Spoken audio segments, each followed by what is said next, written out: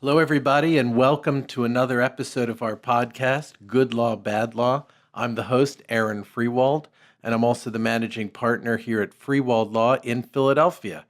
On this podcast, we talk about the law and try to find topics that show why the law matters, the importance of the law. And just to show that this isn't always a serious discussion, we're going to talk about the law in fiction today, and specifically the criminal law with my friend Bill Myers. Bill, thanks for being here. Aaron, thanks for having me. I really appreciate this. And let me say that this is really, really cool. This is the first time I've ever even heard of something like this, let alone participated. Well, thanks, and we're really excited about this show, and it's growing and expanding. And thanks to having interesting lawyers like yourself on to talk about really interesting stuff. I think people are going to be pleased with it. So, we try to keep this very conversational, and that will be easy today because we have not only a brilliant lawyer who has built a career handling FELA railroad cases. We're going to talk about that in a second so people know what that is and what you do. But somehow he has managed to find the time to write a legal thriller based in Philadelphia called A Criminal Defense. And I'm holding up a copy so we can see it. Just published, ranking high on Amazon, currently available. And I am reading it almost halfway through it, and I'm loving it. Great. So I want to talk about the book and how this all came to be. But before we get into that, just give people a little background on yourself, your firm, what you do, what you've been doing for the last couple of decades as a lawyer, and then let's talk about this great book. Okay, thanks, Aaron. I appreciate it. Well, I grew up in a little town called Lancaster, right here in Pennsylvania, went to a small state college, then went to law school here in Philadelphia at Penn. Stayed in Philadelphia after I graduated and worked for a big corporate defense firm for about 7 years, and basically decided I was on the wrong side of things. Right. And I know that feeling, by the way. I know you do. And so switched sides, put on the white hat, and started representing just everyday men and women, mostly people who are injured through the fault of others. And I was lucky enough that I happened onto a niche area where I represent injured railroad workers. And because of the size of the equipment, and the fact that a lot of this equipment has not been updated or re-engineered for 50 years, when these men and women get injured out on the railroad, their injuries tend to be terrible, catastrophic. And there's a federal statute, I mentioned it, FELA, and that has a lot to do with these railroad cases, right? Yeah, the Federal Employers Liability Act is a federal statute that predated all the state workers' comp acts. So interstate railroad workers aren't covered by state workers' comp. When they get injured, they have to hire a lawyer and either settle the claim or file a lawsuit in a court like any other type of law. So in Pennsylvania, Conrail, Amtrak, what are some of the other, CSX, Norfolk Southern, PATH, New Jersey Transit. If you work for one of these railroads and you get injured on the job, you have to bring your claim under the Federal Employers Liability Act. And around the country, there are only really a couple dozen lawyers who handle this kind of case with any degree of expertise.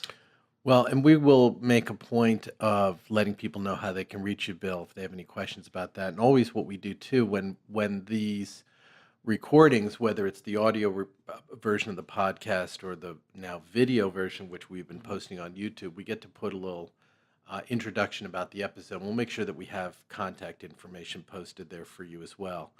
The book is called A Criminal Defense. Yes.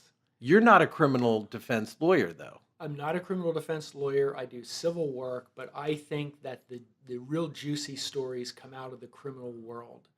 And I'm a guy who loves TV shows like Law and Order. And so when I sat down to write a book, I wanted to write a book that would be interesting to me and I think most people, and also make me learn some things that I didn't learn. To write this book, I had to educate myself on the practices of criminal law.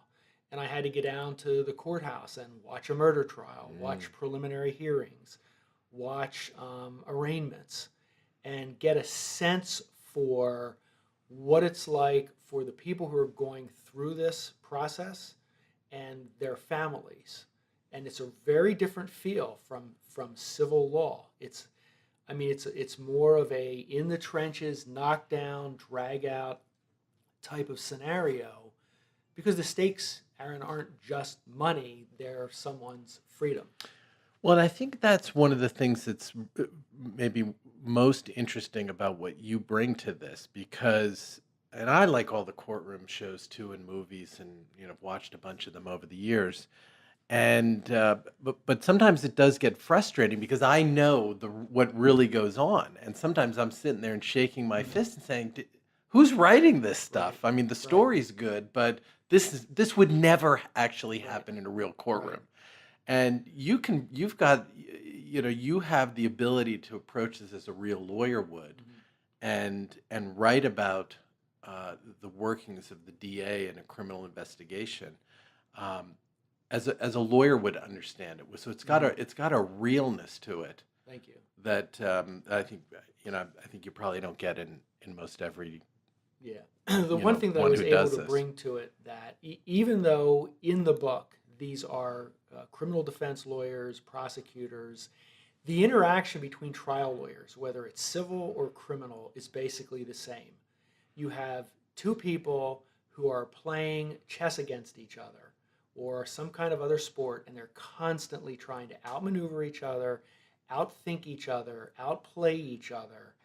And so when I wrote particularly the courtroom scenes, when I'm doing the questioning and the Hmm. answers and the what objections, I put you inside the head of the lawyer who's doing it so that he's explaining, I'm not going to object. I could object. I'm not going to because I don't want to make the jury angry at me. Right. Or he's objecting and he shouldn't be objecting, even though he has the right to do so because the jury's getting angry at him.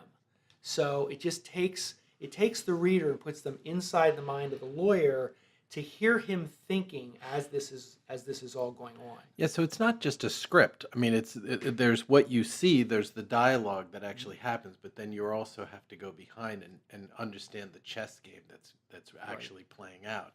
And that is oftentimes what as lawyers and especially as trial lawyers we have to do. I have to think, if I ask this question, what's the witness going to answer and how does that lead to the next question? How does that get me to the place I want to get Yeah. this part of the case to? I mean, there really is a lot of strategy involved in what might to seem like to a writer who doesn't understand these things as well. It's just dialogue, you know. Exactly, exactly. And I think that because I've done this, I'm able to layer it like this, so that the reader not only sees the questions and the answers, but hears the lawyer thinking why he's asking this question, and the lawyer figuring out, I know why the other guy is asking this question, and the lawyer sitting there thinking, I know this witness, he's an honest guy, or I know this witness, he's a dishonest guy, and I know what's coming. Right. Well, let's take a step back because we haven't really done this yet. And without giving I mean, I will say that this is a book, and I'm about halfway through it now, and and almost every chapter leaves you with oh wait, wow, that just happened. Yeah. There's so many twists and turns in Mhm. this story, but so we don't want to give anything too much away, Mhm. take that suspense away. But what can you tell people in a general way about what your book is about? All right. Well, it's in the criminal setting. The protagonist is a criminal defense lawyer who used to be a prosecutor. His best friend from law school, who's a very wealthy man, is accused of murdering a local TV reporter. She's found at the bottom of the steps in a house where she lives, and it comes out that he knows her, he was having an affair with her, he's caught running from the scene by the police, which is usually, we got you dead to rights. Right. But And it's not so it's simple. not so simple.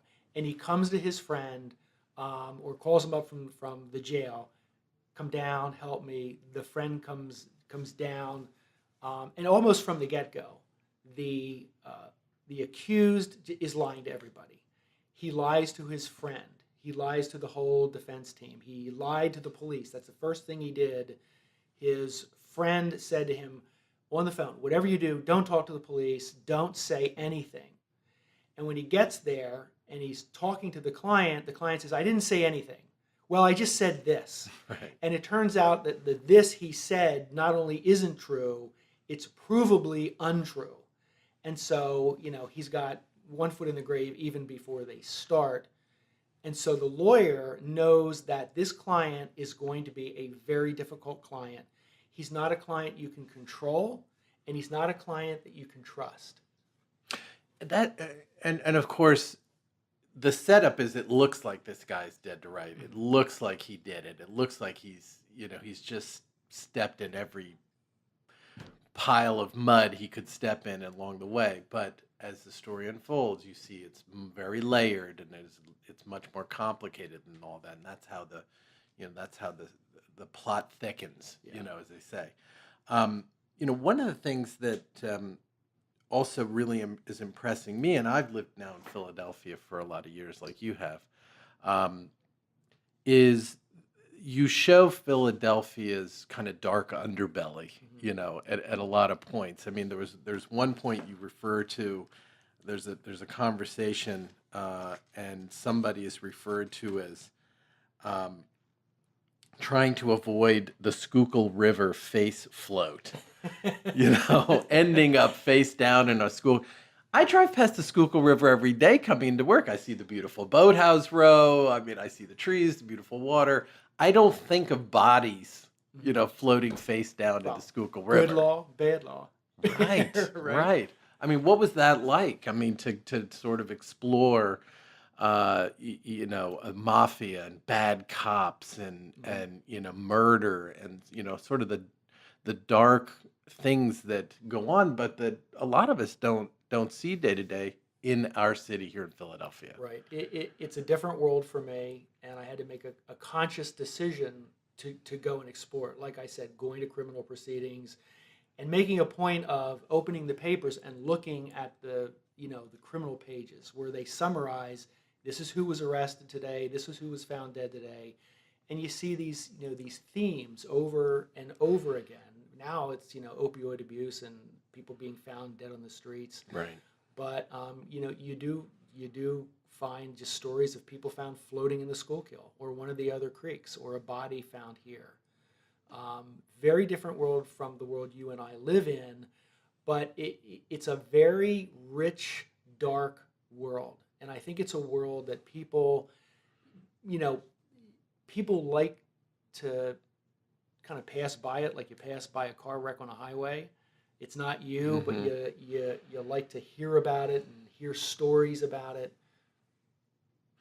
You are listening to our podcast, Good Law, Bad Law. Aaron Freiwald here as your host, and I'm joined today by Bill Myers of the Myers firm, also in Philadelphia, but you have offices In Boston and New York as well. Okay, so you really are practicing railroad law and other major, cases involving injuries up and down the East Coast. And Bill is an author, and we're talking about really the reason I wanted him here was to talk about his book called A Criminal Defense. I come from a journalism background before law, and I did a lot of writing. So I also, impressed with just the accomplishment of actually writing a book.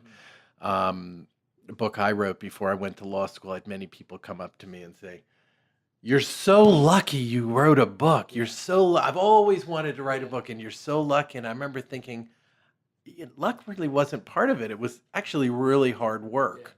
How did you find that? You're running a law firm, you're on trial, you're handling cases. You've also got to research this. It didn't just pop out of your mind. How did you find the discipline to do the work necessary to get this done? That was the hardest part, when you're running a full-time law practice, handling cases, running the business end of it. I had an hour here, an hour there, a weekend day, half of a weekend day. At night when I would come home, like my wife and I would be sitting on the couch and the chair, and the TV might be on, but I'd be sitting there outlining something or writing a passage of dialogue. Or for me, a lot of times, what I would be doing is every morning I walk my dogs in Valley Forge Park. Hmm. And a lot of times I'd be walking along, and all of a sudden a scene would just pop into my head, or 2 or 3 lines of dialogue. And what I would do is I would stop, I would pull out my cell phone, and I would start typing it in, or now dictating it in, Right. and then I would have it that way. But for me, Aaron, one of the things that I found was sometimes it's difficult to sit down and actually kind of will a scene to unfold. But if you step away from it, even if you're not really thinking about it, your mind is still working on it. Yeah, And that's true. how things come to you in the middle of doing something other than writing. I heard a writer once say that he does his best writing when he's not writing. Mm.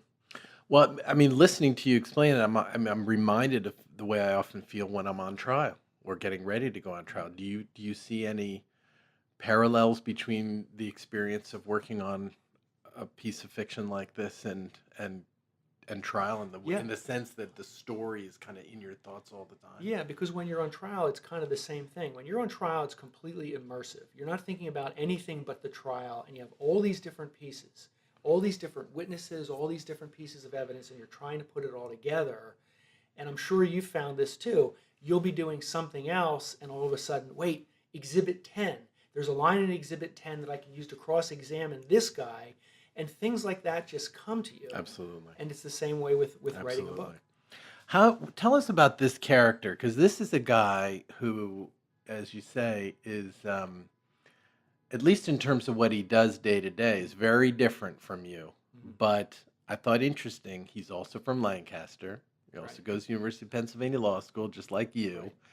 So, I mean, are there parts of you in this character, or are you taking from your life experience to build this character, or are you kind of deliberately trying to construct a character who's very, very different from you? How did you approach this The character? parts of me that are in the character are the pure lawyer parts, Mhm. like the what he's thinking when he's cross-examining a witness or putting a case together. The character himself is very different in this way. He's a very layered character, and he's very compartmentalized. So he can know some very bad things and completely keep it unspoken and below the surface. And as the book unfolds, you can see that he knows a lot of stuff about this crime that you wouldn't expect someone to just know right off the cuff.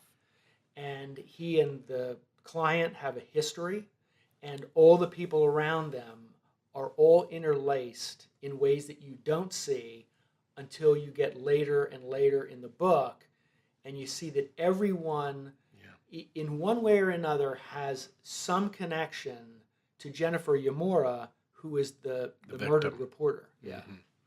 And to him, I mean, and to him as well. I mean, there's all of these interrelationships with a brother, with his wife, with his father-in-law, with with people he used to work for when he was a prosecutor. Now he's a defense lawyer. I mean, Right. it's a small world in many ways. Yeah, and I tried to make as many connections as I could because I think it adds to the depth and the flavor of the story without making it incredible. That's more of a challenge. If you have a character that's out there that the person only has one connection with, and the character is kind of isolated, it's an easy relationship to define. But if my relationship with this character is also colored by his relationship with this one who has a relationship with me, it's like all these different strings. Yeah. And you're trying to manipulate all these things at the same time to achieve the end that you want to achieve.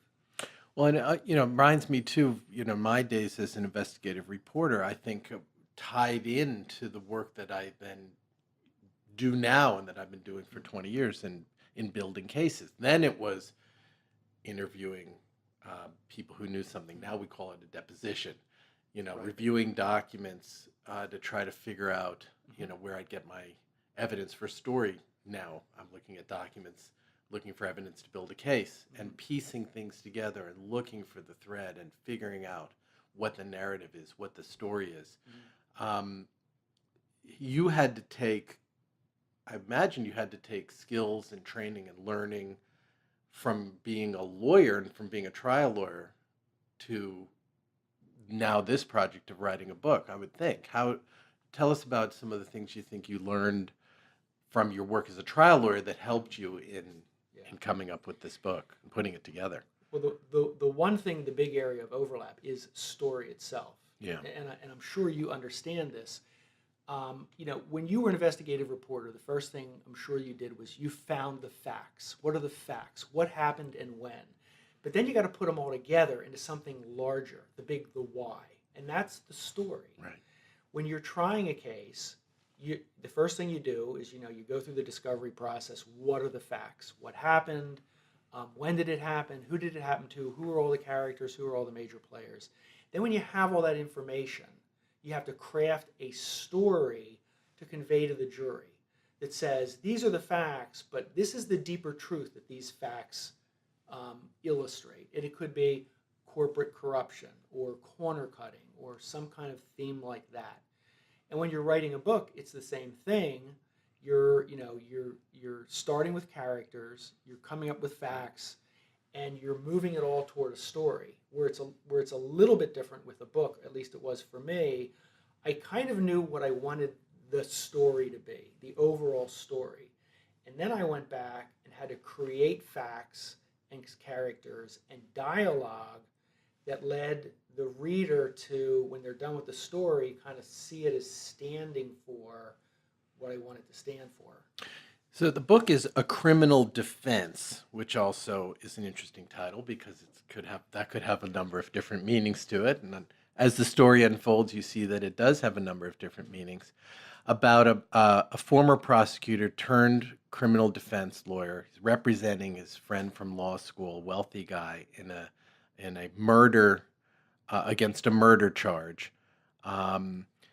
And I think about, as I'm following the story and watching the facts unfold, what seems to me like a very different attitude towards the client that Mac McFarland, the lead character, the criminal defense lawyer in the story, has to have from the way you and I think, relate to our clients on the civil side.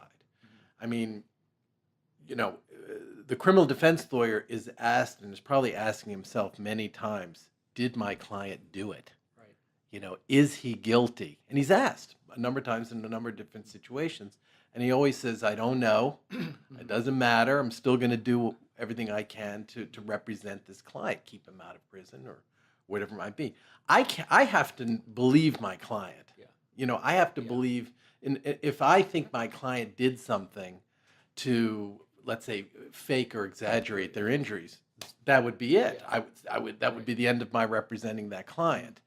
So it is a very different relationship on the criminal side and on the civil side, where you and I practice most of the time. How did you how did you think that through when you were coming up with this character and putting him in situations where, if it was you in your own life, in your practice, you'd have felt a powerful sense of conflict? Yeah, I had to make an attitude adjustment for that, because with me, it's the same with you. A client comes to me, they're injured.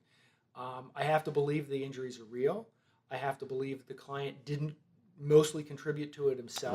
Right. And I have to believe that the defendant, who I'm going to sue, and that's a way that civil is different from criminal. In criminal, the government's come after your client. In civil, you make a decision. You're going to be the one that takes the affirmative action and brings a lawsuit. I have to believe that the defendant messed up here. Right. Either deliberately, or just they were careless or lazy or non-thinking or non-caring. But yeah, you got to believe in your client, and you got to really believe that the other side is kind of a bad guy. And you have to believe that from the beginning. Oh, absolutely. I mean, this guy is finding out facts along the way, and they either fit or don't fit into the story. Yeah. And he's got to bob and weave and adjust, to continue to put on a good defense. I have to know from the beginning, from on the basis of my investigation, do I think this case has merit? And in fact, the law requires it in Pennsylvania. Yes.